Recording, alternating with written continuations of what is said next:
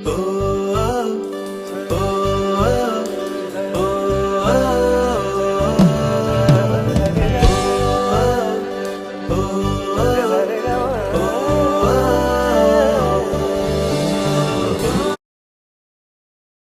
मित्रांनो, काल 21 तारखेपासून इकडे उमेद सरस प्रदर्शन चालू आहे केलसकर नाक्यावर. छत्रपती शिवाजी महाराजांच्या स्मारका बाजूला.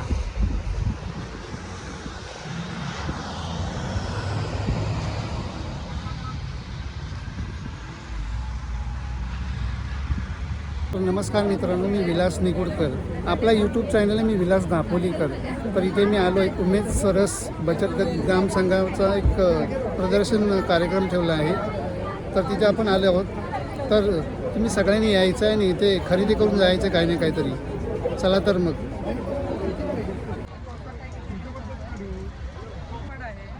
पांढरा जाम आहे, तो लवंग, स्पायसी मसाला जेवणात वापरू शकतो. आपला काळी मिरी तसंच आपण मसाला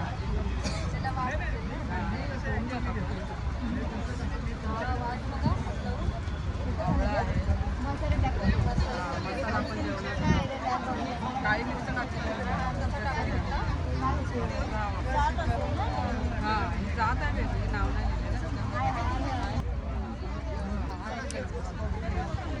छोटा आहे. आणि हे आवळा राजा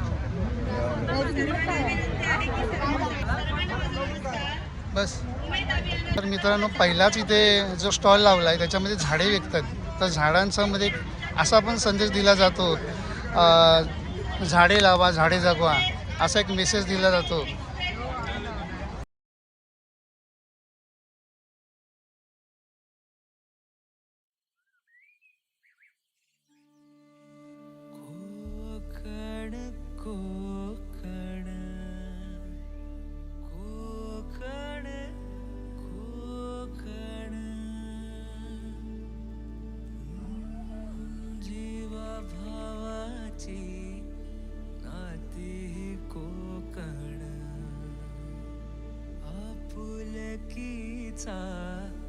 प्रवाह कोकण निसर्ग राजाचं हे कोकण परशुरामाची कृपा ही कोकण कोंबड्याच्या आरवण्याचा आवाज कोकण गाई बैल वासरांची पहाट कोकण कोकण कोकण कोकण कोकण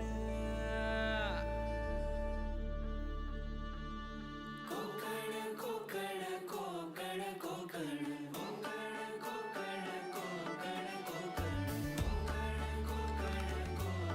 कोकण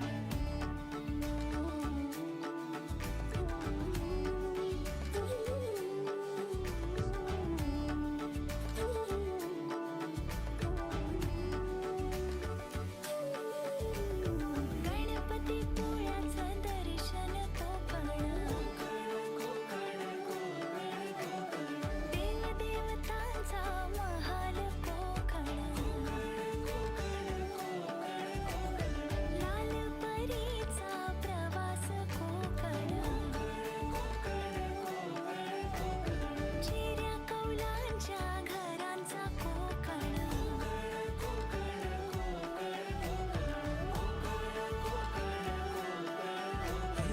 आंबा काजू नारळी पोफळी कुळाची पिठी अन सोलकढी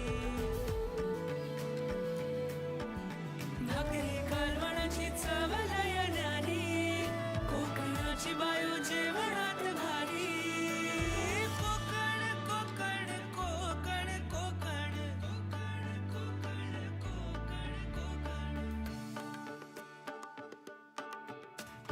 विहिरी नदीच्या पाण्याची चवने राणी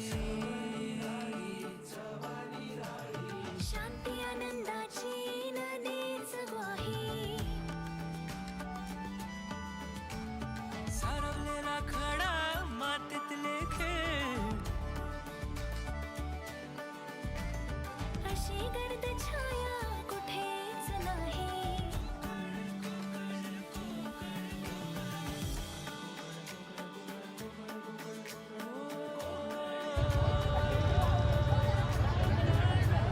सागर प्रेमाचा डोंगर तर मित्रांनो हां माझ्या मिसेसनी पण स्टॉल लावलेला आहे.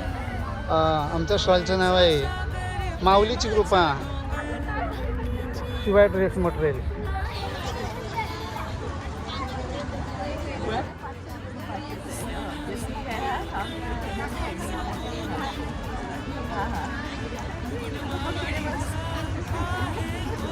नमस्कार मित्रांनो, या ताईने एक घरी झाडू बनवलेली आहे. तर ती विक्री करते. उपस्थिती पत्रक केलेले आहे तर ते घेऊन यायचं आहे. तर मार्केटप्रमाणे त्यांनी पण रिजनेबल रेट लावलेला आहे. तर चला तर मग.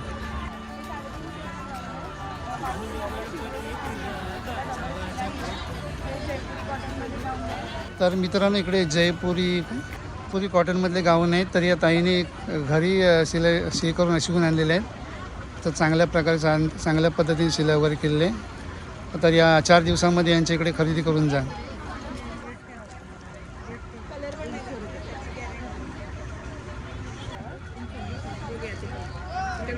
मित्रांनो इकडे असे तोरण पण आहेत. तर हे आहेत ना स्वतः घरी बनवलेले तोरण आहेत. तर या महिलांना ना खरंच आपला प्रतिसाद दिला पाहिजे. प्रत्येकाने इथे येऊन एक एक वस्तू काहीतरी घेऊन गेली पाहिजे. हा मच्छीचा स्टॉल लावला आहे, सुक्या मच्छीचा.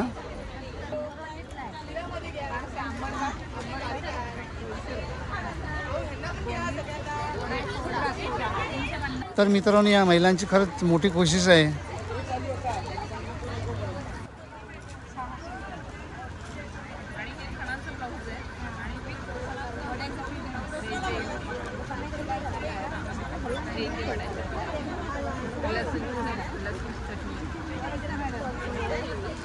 हे घरगुती मसाले आहेत महिलांनी विकायला आणलेले आहेत. तसेच इकडे पापड आहेत, हे सुद्धा घरगुती आहेत.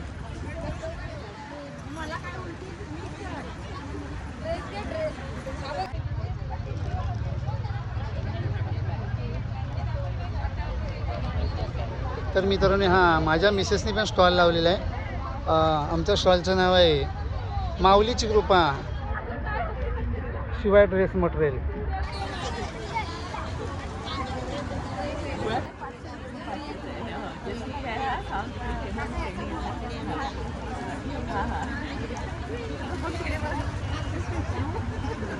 त्यांच्या स्वाक्षरी आता घ्यायची आहे उपस्थितीसाठी आजच्या. तर सर्व तालुक्यातनं जे आपले स्टाफ आलेले आहेत, सर्व ग्रामसंघ, सर्व प्रभाग संघ, आमच्या सर्व CRP, उपस्थित सर्व बंधू भगिनी मातांनो, अतिशय थोडक्यात मनोगत व्यक्त करेन. ज्यावेळेस ह्या राज्याचा राज्यमंत्री म्हणून शपथ घेतली, उद्या आपल्याला माहिती आहे की 6 दिवस खाते वाटप झालं नव्हतं. आणि ज्यावेळेस खाते वाटप झालं त्यावेळेस ग्रामविकास राज्यमंत्रीपद जेव्हा आपल्याला मिळालं, प्रत्येक गावामधल्या मूलभूत सुविधांच्या विकासाकरता ग्रामविकास विभाग हे काम करत असतं. परंतु बऱ्याच बाह्यामधल्या बऱ्याच कमी लोकांना माहिती आहे की उमेद अभियान हे ग्रामविकासच्या अंडर येतं. सगळ्यांचा समज असा असतो की ते महिला बालकल्याणच्या अंडरच येत आहे, परंतु उमेद अभियान हे ग्रामविकासच्या अंडर आहे. जेव्हा लक्षात आलं तेव्हा मी देखील स्वतःला म्हटलं की बरं झालं कॅबिनेट मंत्रिपद वगैरे आपल्याला काही मिळालं नाही, तर ग्रामविकास खातं काही मिळालं नसतं आणि उमेद अभियान काय माझ्या अंडर आलं नसतं. आज उमेद अभियानाच्या माध्यमातून महाराष्ट्रामध्ये वेगळी क्रांती घडते. आपल्याला माहिती आहे की ज्या महिला जेव्हापासून उमेद अभियान चालू झालंय, महिला बचत गट त्याही अगोदर कार्यरत होते, नाही असं नाही, परंतु कुठल्याच महिला व्यवसायामध्ये उतरत नव्हत्या. कुठल्याच महिला घराच्या बाहेर देखील त्या बचत गटाच्या मार्फत पडत नव्हत्या. परंतु उमेद अभियाने खऱ्या अर्थाने उमेद तिथे जागी केली आणि हळूहळू महिला व्यवसायामध्ये उतरायला लागल्या. हळूहळू महिला घरामधल्या पुरुषापेक्षाही हळूहळू एक पाऊल आता पुढे जात आहेत. याचं नक्कीच आपल्या सर्वांना सार्थक अभिमान असला पाहिजे. माझं नेहमी म्हणणं राहिले की महिलांनी कधीच आपल्या घरातल्या पुरुषावर निर्भर राहू नये. रत्नागिरी जिल्ह्याला जोपर्यंत आपण नंबर 1 ला आणत नाही तोपर्यंत आपली हे कार्य आपण असं नव्हे तर आपण चालू ठेवायचं आहे. आणि त्यासाठी अर्थातच आपल्या सर्वांचं सहकार्य सर्वात महत्वाचं म्हणजे आपले रत्नागिरी जिल्ह्याचे पालकमंत्री उदय सामंत साहेबांचं सहकार्य नेहमी लाभलेलं आहे. आणि मला सांगायला आनंद होतोय, मला वाटतं 3 वर्षापूर्वी ज्या वेळेला राज्यामध्ये राजकीय बदल घडले, उदयजी पुन्हा एकदा आपल्या रत्नागिरी जिल्ह्याचे पालकमंत्री झाले. पहिल्याच डीपीडीसी मध्ये उदयजींनी निर्णय घेतला की 3% जो महिला बालगणांसाठी डीपीडीसीचा आरक्षित निधी असेल, हा निधी महिला बचत गटांसाठी खर्च करायचा. त्याच्यामध्ये प्रभाग संघाची कार्यालय उभी करायची, त्याच्यामध्ये तालुका स्तरावरती ती विक्री केंद्र उभी करायची. हा निर्णय त्यांनी घेतला आणि म्हणून त्याच आधारे दापोली संकल्पना सर्वप्रथम आपल्या रत्नागिरी जिल्ह्यामध्ये राबवली गेली. आणि म्हणून मला वाटतं एक चांगलं काम महिला बचत गटासाठी करण्याचा आमचा सर्वांचा इथे प्रयत्न आहे. अनेक गोष्टी आहेत.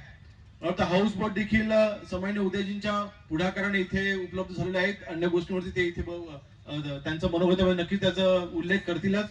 परंतु आपल्याकडे असलेलं कोकण कृषी विद्यापीठ, या कोकण कृषी विद्यापीठामध्ये देखील अनेक काही गोष्टी आहेत ज्या आपण महिला बचत गटांपर्यंत पोहोचवू शकतो किंवा त्यांना विद्यापीठाच्या माध्यमातून महिला बचत गटांना सहकार्य करून, महिला बचत गटांना ट्रेनिंग करून. कारण शेवटी जसं मगाशी सीओडमने सांगितलं की फक्त मसाले किंवा लोणचं किंवा पापड ह्याच्यामध्ये फक्त गुंतून न राहता महिला बचत गटांनी त्या पलीकडे आता विचार करणं गरजेचं आहे. परंतु हा विचार करत असता महिलांचा एकच प्रश्न आम्हाला असतो की आमचं मार्केटिंगचं काय, आम्ही या वस्तू विकायच्या कुठे.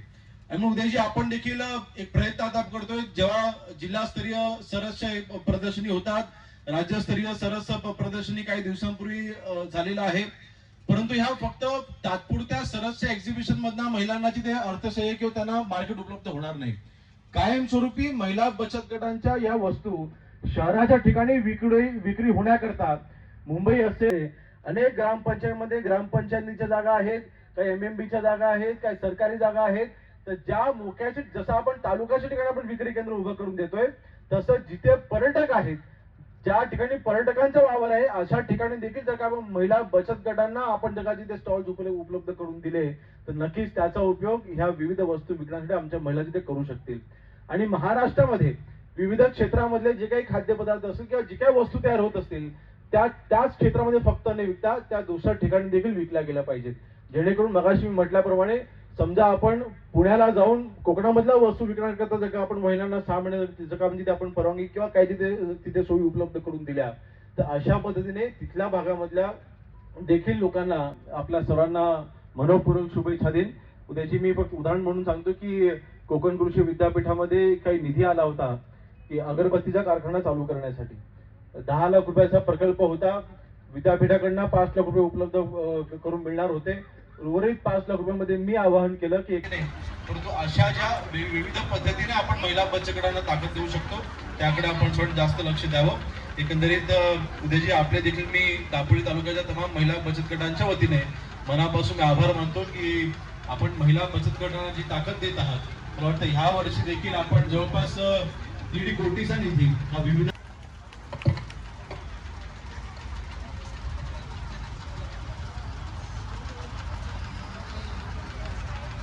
जिल्हास्तरीय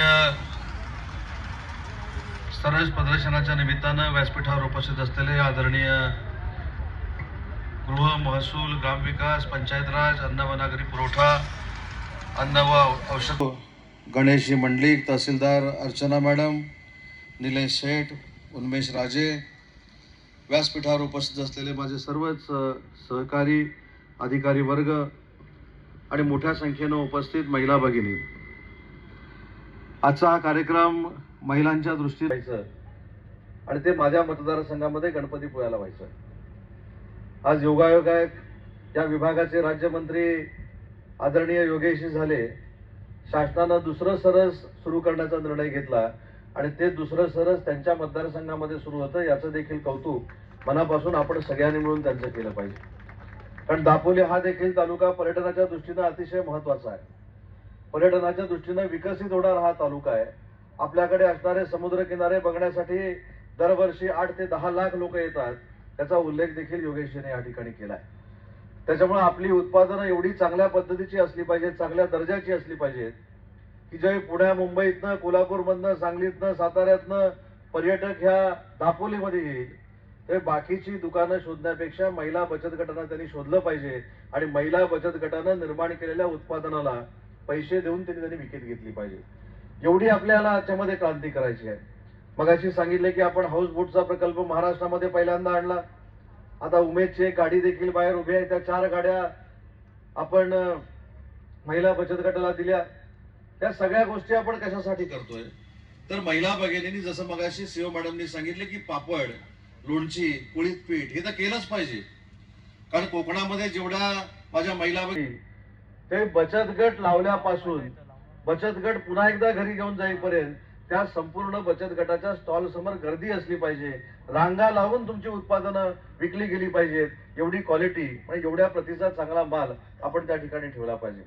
आता मला योगेशजी सांगत होते की या सगळ्या स्टॉलमध्ये कपड्यांचे स्टॉल जास्त आहेत. ठीक आहे, त्याच्यामध्ये देखील तुमची मेहनत आहे. या सगळ्या मेहनतीचं रूपांतर हे पैशामध्ये झालं पाहिजे हीच प्रत्येकाची भावना असते. परंतु काहीतरी आता नाविन्यपूर्ण करण्याची गरज आहे. आज जर आपण बघितलं तर 13 ठिकाणी जिल्ह्यामध्ये आपण बचत गट भवन बांधतोय. तिथं विक्री केंद्र आपण उपलब्ध करून देतोय. सगळ्यात मोठी 2 विक्री केंद्र जी होत आहेत ती रत्नागिरी आणि दापोलीमध्ये होत आहेत. इथं देखील चांगल्या प्रतीचा माल हा विकला गेला पाहिजे. यासाठी आपण अतिशय चांगल्या पद्धतीनं प्रशिक्षित झालं पाहिजे. मला रानडे मॅडमना एक विनंती करायची आहे की प्रशिक्षण हे महिलांच्या दृष्टीनं भविष्यामध्ये अतिशय महत्वाची बाब राहणार आहे. कारण शेवटी पॅकेजिंग आणि मार्केटिंग याच्यावर जर आपण भर दिला नाही तर आपण तयार केलेली उत्पादनं विकली जातील की नाही ही देखील शंका आपल्या सगळ्यांच्या समोर असेल. आणि म्हणून मी हा प्रयत्न करणार आहे की प्रत्येक तालुक्यामध्ये आता आपल्याकडे विक्रीचा मॉल तयार करण्याच्या दृष्टीनं पालकमंत्री म्हणून माझ्याकडनं नक्की पावलं उचललं जातील. त्याच्यासाठी आपण यंत्रणा तयार करू. आज जशा आपण टुरिस्टसाठी गाड्या दिल्या तसा माल कलेक्ट करण्यासाठी आपण गाड्या देऊ. त्या दापोलीचा असेल, मंडणगडचा असेल, खेडचा असेल, चिपळूणचा असेल, हा पॅकेजिंग झालेला माल आपण तयार केलेला माल आपण ताब्यामध्ये घेऊ आणि तो रत्नागिरीच्या जिल्ह्याच्या ठिकाणच्या मॉलला जाऊन विक्री करू. अशा पद्धतीची एक चांगली चेन, महाराष्ट्रातली पहिली चांगली चेन ही पुढच्या वर्षभरामध्ये आपण रत्नागिरीमध्ये नक्की तयार करू. जेणेकरून पुढच्या बजेटमध्ये जसं आपली विक्री केंद्र आता बजेटमध्ये आली तशी पुढच्या बजेटमध्ये हा प्रकल्प केल्यानंतर महिलांचा दबाव वाढेल आणि बजेटमध्ये अशीच मॉल आणि अशाच विक्रीची व्यवस्था प्रत्येक जिल्ह्यामध्ये करावी लागेल. आणि या सगळ्या महिला भगिनी आपल्याला आशीर्वाद देतील अशा पद्धतीची यंत्रणा आपण जिल्ह्याच्या आणि राज्याच्या स्तरावर तयार करू. अजून मला एक महिला भगिनींना 20 कोटी रुपये द्या, 3 कोटी रुपये द्या. आपण हे देखील महिला भगिनींनी धाडस केलं पाहिजे. आणि हे धाडस करण्यासाठी माननीय एकनाथ शिंदे साहेबांनी जे मला उद्योग मंत्री बनवलेलं आहे त्या उद्योग विभागाची मुख्यमंत्री रोजगार निर्मिती योजना नावाची एक योजना आहे. त्याचं देखील प्रशिक्षण तुम्ही घेतलं पाहिजे. 50 लाखापर्यंत मॅन्युफॅक्चरिंगचं कर्ज जर तुम्ही घेतलं तर त्यातले 35% आम्ही तुम्हाला देतो. म्हणजे 1 लाखाचं जर कर्ज घेतलं तर 35,000 तुमचे आम्ही भरतो. ग्रामीण भागामधले 35,000 रुपये भरतो. आणि दापोली शहरामधल्या एका युवकानं किंवा युवतीनं जर ते कर्ज घेतलं तर त्याचे 25% पैसे आम्ही भरतो. अशी जगाच्या पातळीवर दुसरी कुठची स्कीम नाही की चांगला उद्योग केल्यानंतर शासन 35% भरण्यासाठी पुढे येतं. ते देखील महिला बचत गटांनी त्याचा उपयोग करून घेतला पाहिजे. स्वतः महिलांनी स्वतःच्या पायावर उभं राहण्यासाठी या योजनेचा उपयोग करून घेतला पाहिजे. विश्वकर्मा नावाची एक चांगली योजना आहे, त्याच्यामध्ये इथं आलं पाहिजे. मगाशी मधमाशांच्या बाबतीमध्ये सीओ मॅडमने इथं सांगितलं ती देखील योजना माझ्याशी संबंधित आहे. त्याच्यामध्ये देखील महिला भगिनींनी पुढाकार घेतला पाहिजे. आज उद्योगाच्या अनेक वाटा त्या आपल्यासाठी खुल्या झालेल्या आहेत. पण पुढच्या वाटेवरनं कोण चालतं याच्यावर आपलं यश अवलंबून आहे. आणि म्हणून सरस 2 वेळा झालेलं हे प्रदर्शन किंवा दुसरं प्रदर्शन हे अतिशय तुमच्या सगळ्यांच्या दृष्टीने लाभदायी देखील आहे. मी अजून एक जिल्हा परिषदेला विनंती करेन की काही महिलांना आपण बेळगावमध्ये पाठवा. आज बेळगावला बघितल्यानंतर की बेळगावचं चित्र डोळ्यासमोर आणल्यानंतर आपला मराठी माणूस, मराठी महिला नक्की तुमच्या डोळ्यासमोर येत असतील. बेळगावच्या रेल्वे स्टेशनच्या बाजूला मी ज्यावेळी 89-90ला कॉलेजला बेळगावमध्ये होतो त्यावेळी एका 10 बाय 10च्या खोलीमध्ये बचत गटानं जेवणाचा उपक्रम सुरू केला होता. योगेशजी, आज जर तुम्ही तिथे केलात तर स्वतःच्या बचत गटाच्या मालकीची 3 मजली इमारत त्या ठिकाणी उभी राहिलेली आहे आणि तिथं रांगा लावूनच जेवायला लागतं, डायरेक्ट तुम्हाला वशिलानं जेवायला मिळत नाही. ही आपल्या मराठी माणसाच्या हातातल्या चवीची ताकद आहे. आणि म्हणून मला असं वाटतं की नवीन नवीन उपक्रम आपण सुरू केले पाहिजेत. दापोली सारख्या ठिकाणी तर प्रत्येक गावात नारी निवास योजना महिलांना सुरू केली पाहिजे. त्या ठिकाणी उमेदच्या लोकांनी पुढाकार घेतला पाहिजे. साहेबांनी हा देखील बांबू लागवडीचा निर्णय आपल्या जिल्ह्यामध्ये देखील घेतलेला आहे. त्याच्यावर देखील विविध उपक्रम, विविध उद्योग आपण तयार करू शकतो. आणि म्हणून जसं बेंगलोरला केलं तसं महाराष्ट्रातलं दुसरं एअरपोर्ट, महाराष्ट्रातलं पहिलं एअरपोर्ट ज्याचं फर्निचर बांबूचं असणार आहे, ते एअरपोर्ट म्हणजे रत्नागिरी एअरपोर्ट ठरणार आहे. आणि त्याच्यासाठी देखील आपण सगळ्यांनी आता सुरुवात केली पाहिजे.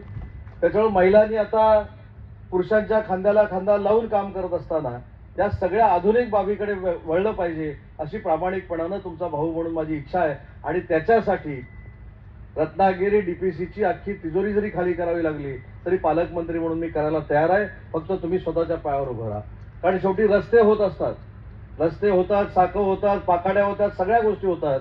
परंतु ज्या महिलांनी कुटुंब चालवण्याचा निर्णय घेतलेला आहे, ज्या महिला शोषिक आहेत, आरोग्याकडे दुर्लक्ष करून आमचं कुटुंब चालवतात, त्या महिलांना स्वतःच्या पायावर उभं करण्यासाठी जे जे काही करावं लागेल ते पालकमंत्री या नात्यानं करायला मी तयार आहे. एवढीच या ठिकाणी मी विनंती करतो. आरोग्याची देखील काळजी महिला भगिनींनी अतिशय चांगल्या पद्धतीने घेतली पाहिजे. त्यासाठी देखील जिल्ह्यामध्ये आम्ही यंत्रणा उभी करतोय. त्याचा देखील लाभ महिला भगिनींनी घ्यावा ही देखील विनंती करतो. आणि प्रशासनाच्या सगळ्या प्रमुखांना एक नम्रतेची विनंती करतो की मगाशी आल्यानंतर छत्रपती शिवाजी महाराजांना आपण हार घातला, परंतु याच्यानंतर अनावधानानं कदाचित झालं असेल, पण याच्यानंतर शिव मॅडम तुम्ही असेल किंवा जिल्हाधिकाऱ्यांनी असेल एक लेखी पत्र काढण्याची गरज आहे की छत्रपती शिवाजी महाराजांची प्रतिमा असेल, छत्रपती शिवाजी महाराजांचा पुतळा असेल, हा आमच्या उंचीच्या वरच असला पाहिजे आणि तिथंच त्याचं स्थान असलं पाहिजे. ही भूमिका प्रशासनानं देखील घेणं अत्यावश्यक आहे. कदाचित नजर चुकीनं काही गोष्टी होऊ शकतात, परंतु त्याच्या नंतरचे परिणाम हे फार मोठे होऊ शकतात. त्याच्यामुळे ही देखील आपण सगळ्यांनी मिळून काळजी घ्यावी एवढीच विनंती करतो. सरसचं उद्घाटन माझ्या हस्ते आणि राज्यमंत्री महोदयांच्या हस्ते झालं असं या ठिकाणी जाहीर करतो. आणि जास्तीत जास्त तुमच्या बचत गटाची विक्री व्हावी ही शुभेच्छा देतो आणि थांबतो. जय हिंद, जय महाराष्ट्र.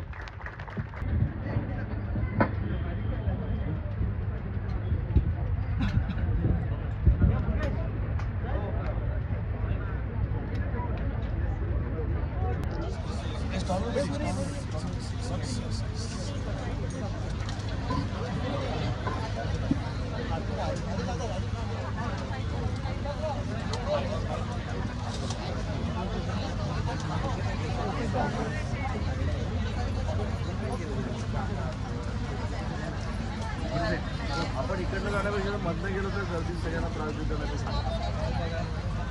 हा स्टॉल बघायला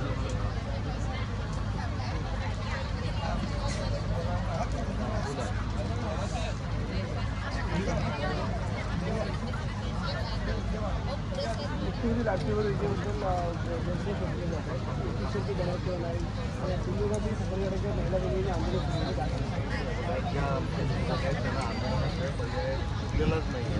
म्हणजे अजून मुख्यमंत्री माझी लाडकी बहीण योजना ही कुठेही थांबणार नाही, याच्यावर शिक्कामोर्तब झालं आहे. पण तुझे 2100 रुपये द्यायचे, त्याच्यावर आम्ही काम करतो आणि योग्य वेळी ते देखील निर्णयाचं शासन निर्णय घेतो.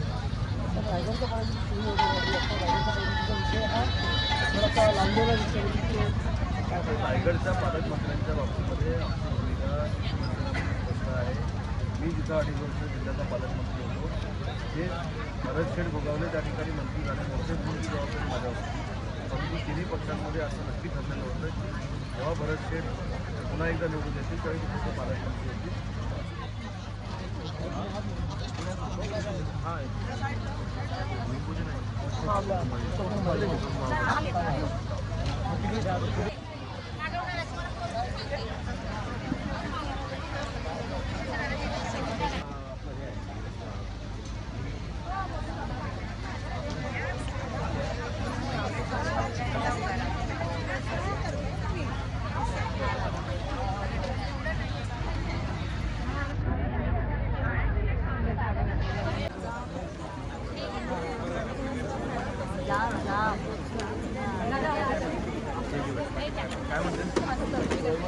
नमस्कार मित्रांनो, मी विलास निगुडकर. आपला यूट्यूब चॅनल मी विलास दापोलीकर. तर आपण आलो इकडे. आता मगाशी आपले दाखवले सगळे कपड्यांची दुकानं होती, तर आता इकडे आहे ना खानवाल पद्धत आहे. इकडे खाद्यपदार्थ मिळतो आहे. तिकडे आता ज्यूस आणि ताकाचं सेंटर आहे, फ्रूट मिळत आहेत. ते आमच्या वाडीतलेच बायका आहेत, महिला मंडळ. तर चला तर बघूया त्यांच्याकडे काय काय आहे. 10 रुपये 20 रुपये.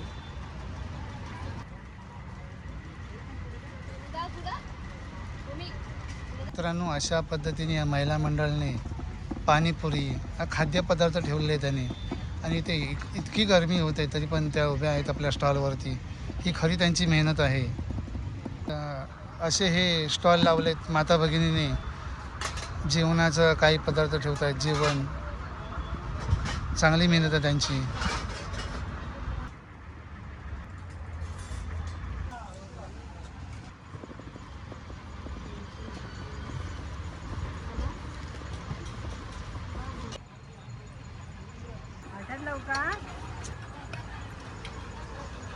मित्रांनो, इतकी गरमी आहे, आता दुपारची वेळ आहे आणि तरी पण या माता भगिनींची मेहनत बघा काय. गॅसजवळ उभं राहणं म्हणजे खूप मेहनत आहे.